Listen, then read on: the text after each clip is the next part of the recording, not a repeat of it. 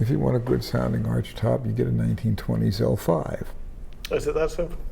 Okay, well in that case. And most everything else is inferior to that. Look at that, ladies and I'd gentlemen. rather play one of them than any of these others. What a way to start an interview.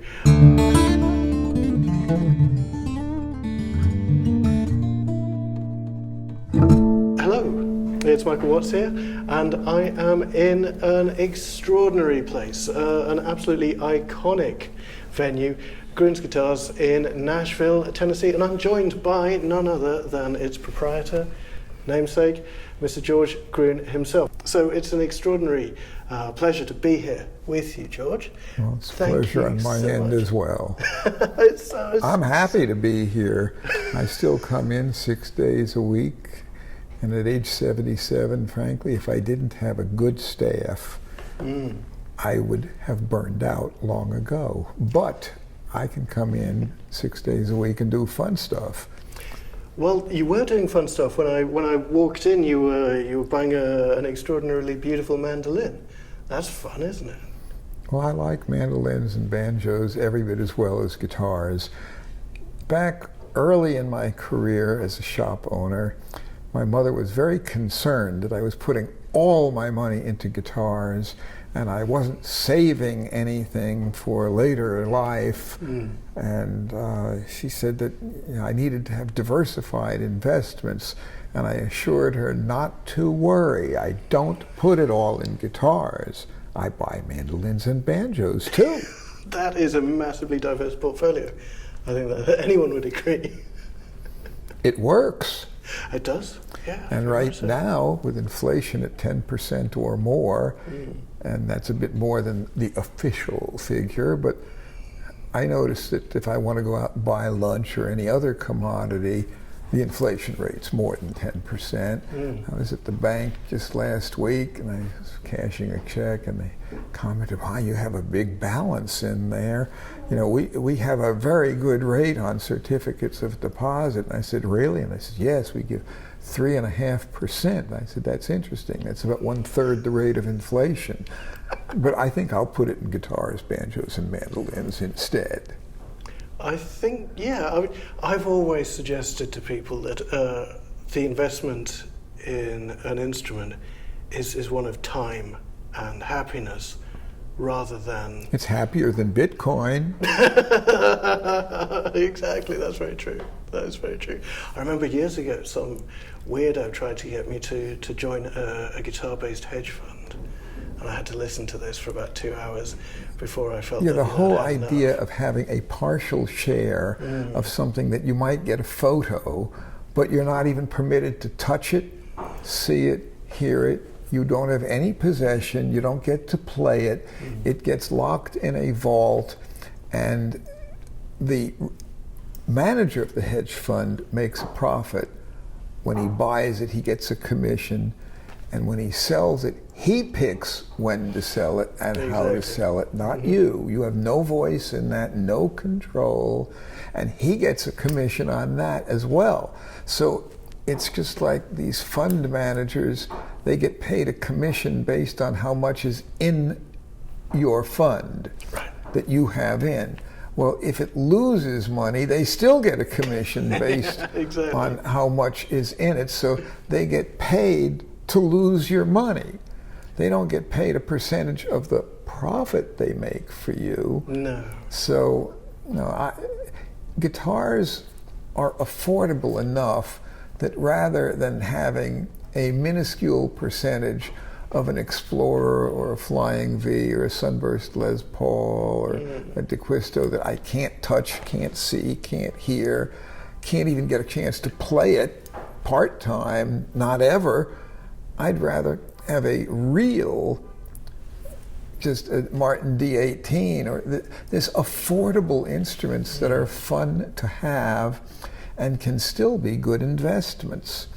But having a share of something that you have zero control over, no, not absolutely interested. And I don't want a share of a Picasso painting either. I'd rather have something that I can afford and hang up in my house.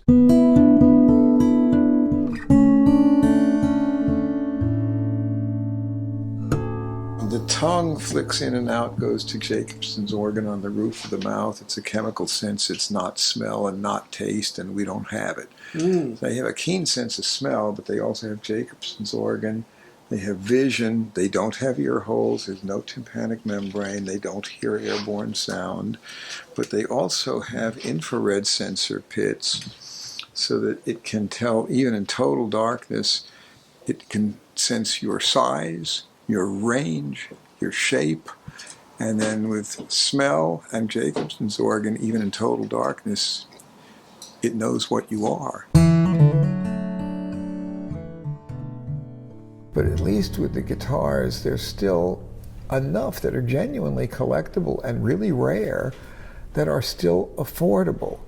And well, it's interesting you say that. Would you give me some examples? What do you have in mind when you say that? For example, if you play acoustic guitar, a Gibson L00 from the 30s, maybe $6,000 or $7,000 these days for a nice one, but they're very good sounding, and they're within the reach of somebody who doesn't necessarily have anything beyond a reasonably decent income, but frankly, there are some guitars you can buy that are really fun to play that are under $2,000. They may not be very collectible, but there are some rare harmonies and Ks and Danelectros that are still pretty neat. And some of those are still affordable at under $1,000, but you can get a new Martin, something like a USA-made DSS-17, and it's actually good enough to take on stage.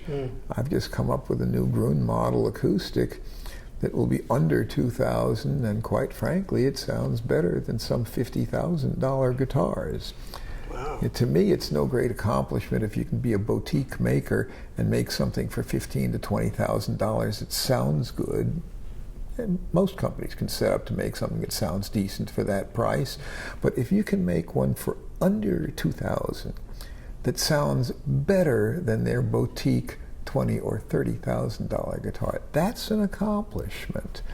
And for example, the Fender Broadcaster, when it came out, was not a fancy guitar. No. It was not really expensive to make. It did not have expensive materials. It did not have exquisite workmanship. It was not highly ornamented, but it was very, very functional, and it did things that nothing else on the market could do. See, basically you can compete on quality, on price, and on innovation. And the Broadcaster actually wasn't super cheap. No, it cost about the same as some of the Martin and Gibson guitars did at that time in 1950.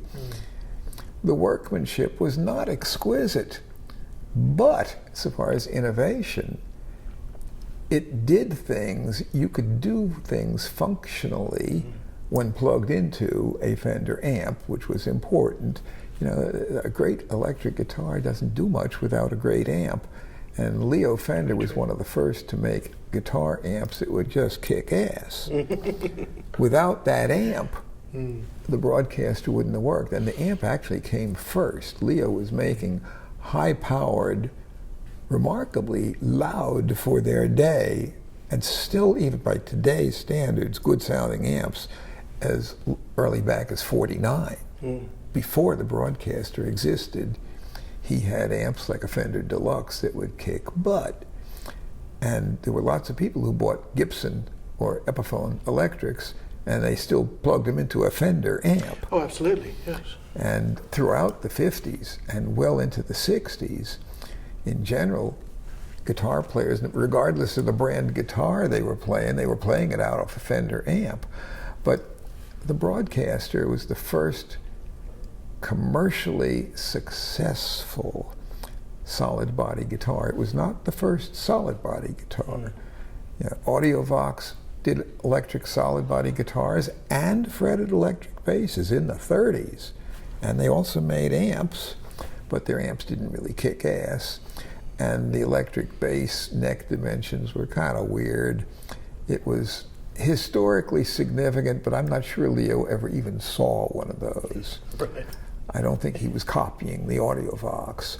But the point is, the 1939 Slingerland catalog shows lap steels and Spanish neck, wood body, fretted round neck electric guitars, and of course Rickenbacker did a Bakelite round neck guitar, although it was not very well designed. It had a Bakelite neck that would typically went into warp. The amplifier, wasn't it? Are we thinking of the same instrument, the Rickenbacker, that had a sort of a strange stand that plugged into the base of the guitar itself, and then that went straight into the amplifier, and it was I'm not thinking of that. I'm thinking of they had an electro Bakelite body, Bakelite neck guitar, and it didn't have metal frets. It just had fret ridges, which are going to wear out quick. And the Bakelite neck had no reinforcement rod, and they warped.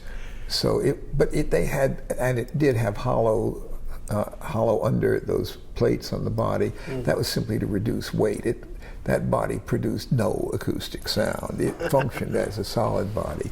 But the Slingerland was in fact a genuine solid body guitar in the 1939 catalog, which predates Les Paul's log. It does.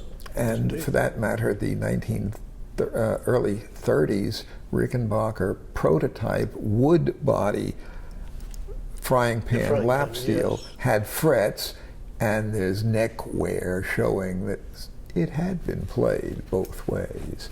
They knew perfectly well that it could be played as a standard guitar, but what Rickenbacker did not have was an amplifier that would kick butt. They had these little itty-bitty amps in the 30s for Rickenbacker that were about the size of a bread box, and they just wouldn't do much. You couldn't play in an amphitheater with it. Leo was the first one who really made amps where you could play on one guitar louder than an entire symphony orchestra. Exactly. And that also meant something else for music. It changed musical trends.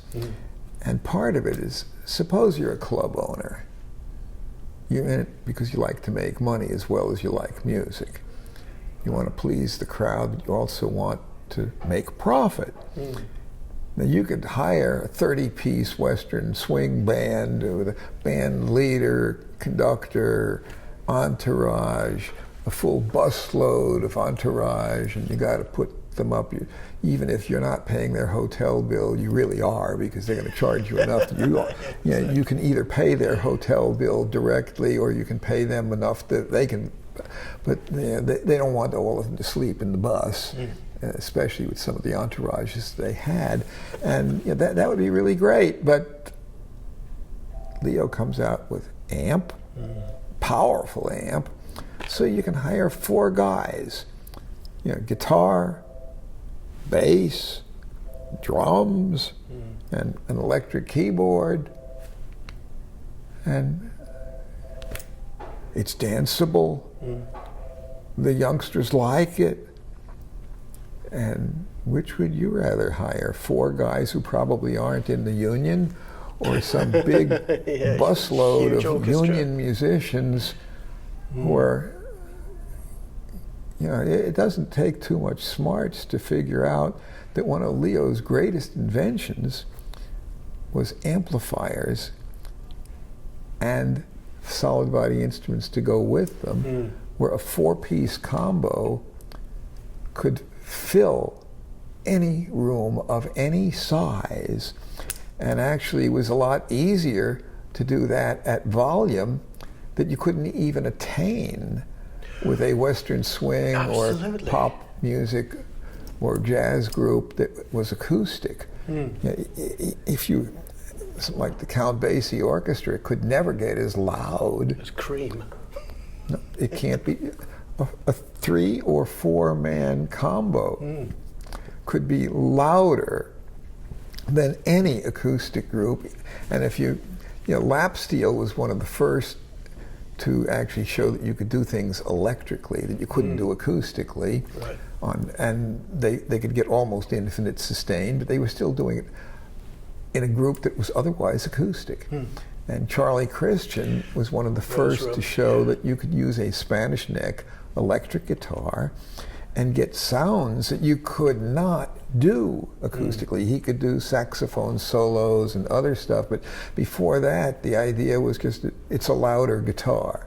Right. And they didn't need a big amp to be a louder guitar. But when you started doing things that you couldn't do acoustically, and you could have an amp and a setup powerful enough that you could have a combo, then you could start doing things that had never been done before. And during the 50s, it was an enormous burst of creativity of electric guitar design. It's a heck of a lot harder now to come up with an acoustic or an electric guitar that is truly, really innovative in terms of doing something that had never been done before. But like I said, you can compete on quality, but then there's room at the top for a very, very few, and you also get to a point where beyond that, the audience can't hear the difference. Well, yeah, exactly.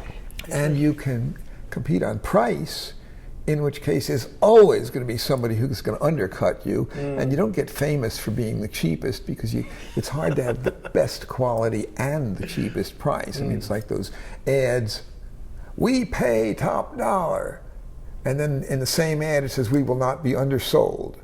Well, you can't have it both ways, you know. It's, if you have a reasonably normal IQ, you can read that and see there's a contradiction here.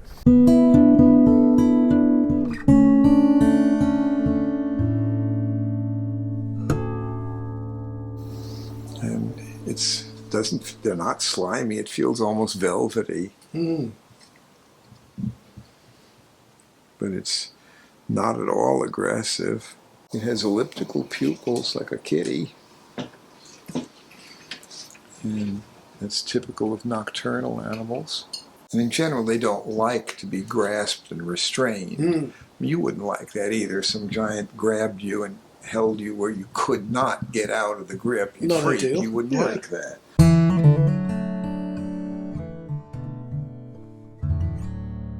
Now people pay extra even to have it relic. The more beat up it is, the more you pay. Now I understand, I like a very light relic. That way you don't feel bad when you get the first scratch and all of a sudden, you know, you get this thing that's a mirror shine finish, and then the first time you get a scratch on it, the value goes down. You get a light relic, tell your scratch from their scratch. Exactly. But you know, if you get the new old stock model, it costs less than the Closet Classic, which has just a little bit traces of lacquer checking, maybe an occasional scratch, and that costs less than the relic, and that costs less than the really custom relic, which they just beat the crap out of it. Except on most of those custom relics like that, what it really looks like is not honest wear. No. You're paying extra for something that looks like it was owned by a slob who mistreated the instrument and abused it. I don't pay extra for abuse. And then they don't even get the fingerboard wear right. They have it that doesn't conform to any player's pattern of wear.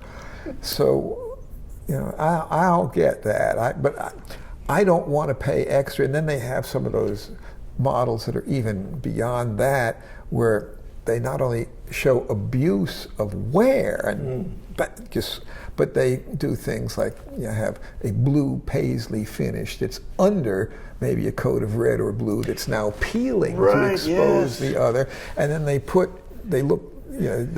imitate the look of somebody who used crude tools to install a humbucking pickup in the bridge position, the kind of thing that if you found it in a pawn shop and it was a genuinely old one, the reaction would be, "Oh, what a shame that someone did that."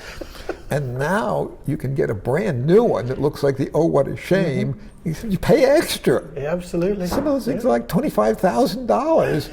To get a guitar that, if it was the original old one in that same condition, would be worth $4,000 or $5,000 on a good day.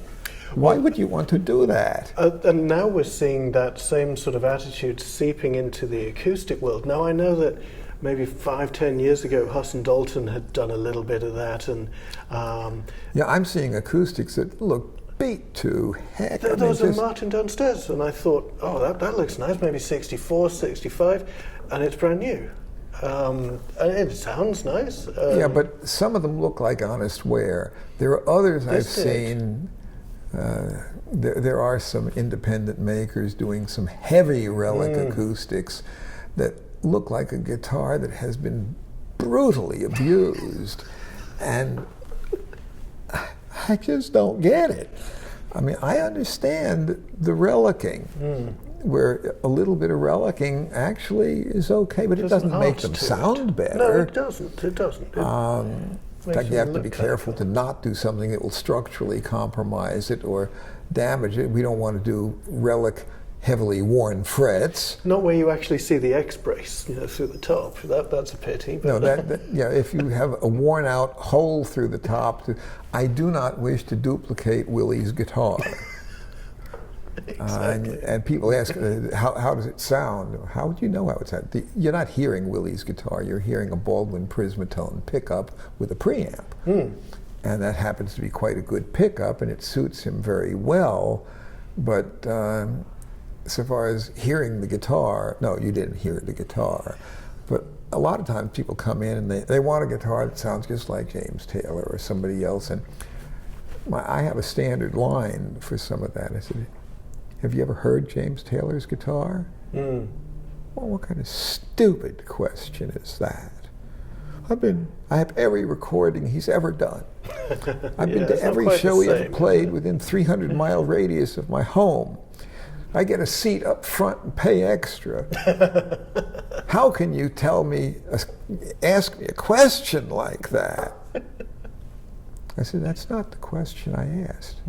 Have you ever heard sound waves that were generated by the vibrating soundboard of his guitar that went straight from there through the air to your tympanic membrane, which then stimulated the little hammer stirrup in the middle of your ear, those little ear bones, and then went into the cochlear and stimulated the little cilia in there, and then that went to your brain, and you heard that. Have you ever been in a room where you heard his guitar with no microphone, no pickup, and just heard his guitar? Because he doesn't do any concerts like that. And unless you were right there in the room, sitting in there with him, you haven't heard his guitar. And and if you have a recording, well, he may have plucked that note 30 years ago, and it went into a microphone, which went into a mixing board, which went onto tape, which then got lots of, it had plenty of processing, and then it depends on the quality of the turntable, the needle, the amplifier you have, and all of the adjustments you do, and the speakers. You've heard a very, very processed signal, and that's why when I see and hear videos demonstrating one guitar versus another, sometimes I find that the $159 whatever sounds on the video just great. But even for electric guitar, how much do you hear of a non-processed signal? Oh, absolutely right. When I went to University of Chicago, I remember seeing Muddy Waters and Buddy Guy and Little Richard, and I remember Buddy Guy and Muddy Waters, either one of them could walk from their car to the stage in one trip carrying everything they were going to use. One hand has an amp, and the other has a guitar. And a 50-foot cable if it was Buddy Guy. Well, that's in the guitar case. So they'd, and I remember Buddy Guy had a 50s Sunburst maple neck Strat, because I was hearing him at 65. And, but it was a tweed case, and it was a tweed 410 Bassman. And they're heavy, but you can pick one up and walk with it. It's, and he was a good strong boy. He could walk from the car to the stage, and he had everything he needed. He didn't plug it into any pedals, no mixing board, no stage monitors, and the musicians were in full control of their sound. because they didn't have a sound man out there controlling their sound. Their balance within the band was whatever they set that amp to. And if they needed somebody at a distance, they could, during the rehearsal or setup, they could have somebody go out there and say whether it sound, here, I turn that one up or whatever, but then they were done. The musicians were in full control over their tone, their volume. They didn't have somebody sitting out there at a mixing board adjusting their sound. They controlled their own sound. And it's similar enough in acoustic groups. I liked some of the much more primitive sound systems far better than most of what I hear today. Because the musicians were in control of their own sound and they could play with spontaneity.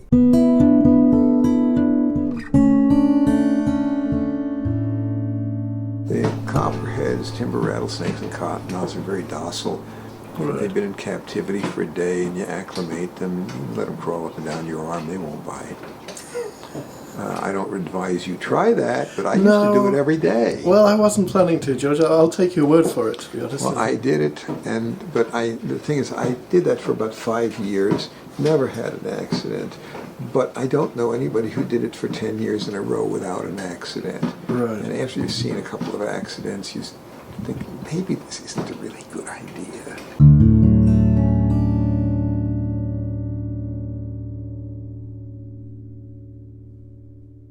So, when you started doing this, a second-hand Fender or second-hand Martin was just that. There was no such thing as a vintage market at that point. Actually, that's not true.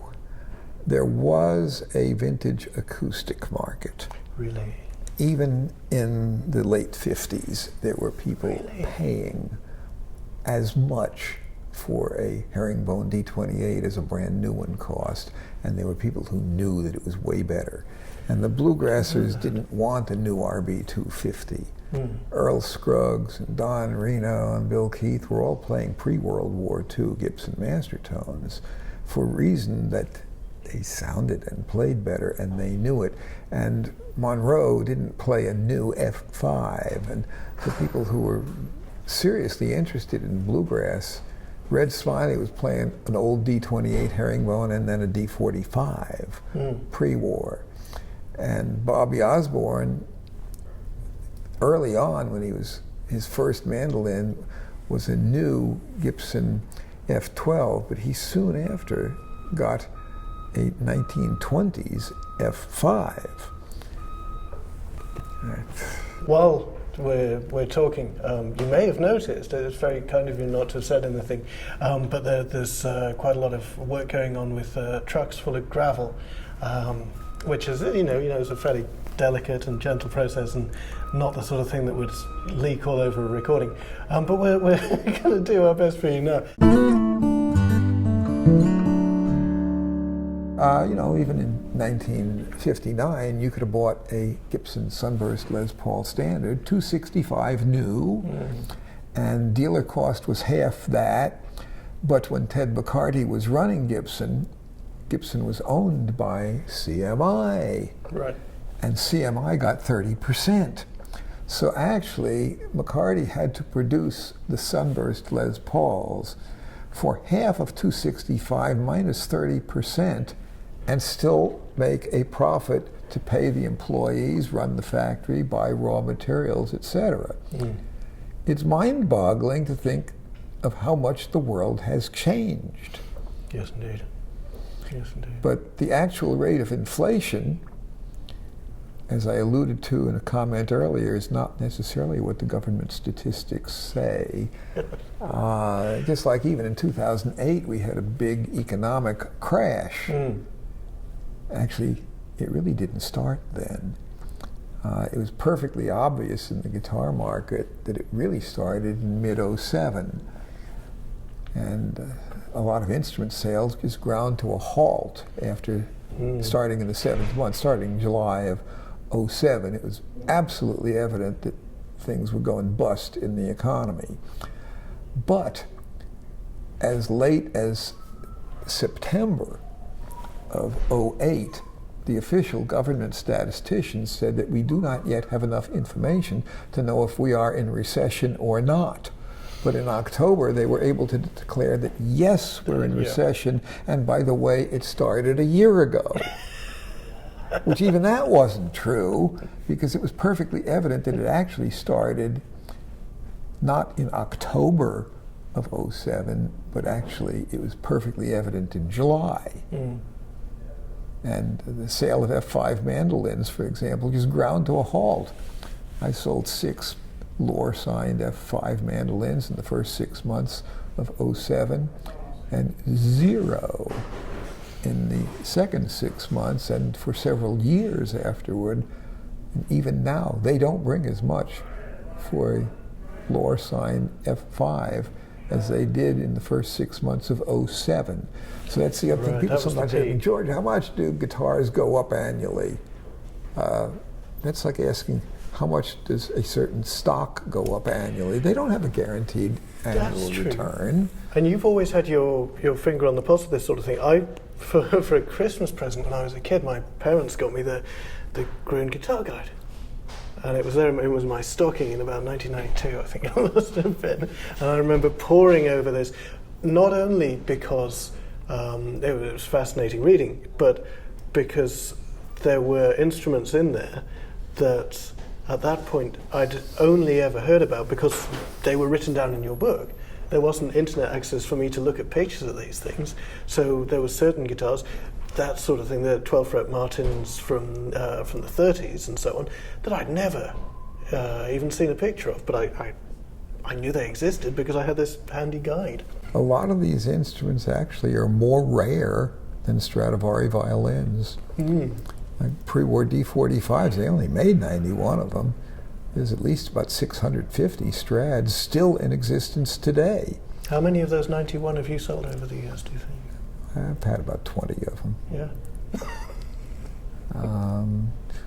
So I've had a goodly number of them over the years. We just got in a collection for consignment. We're just processing it right now, but there's 2 0045s, a D45, a 0042, a 1927 L5.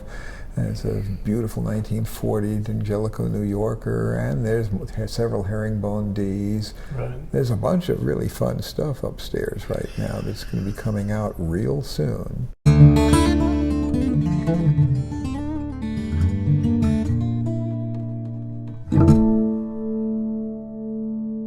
He's making good time there.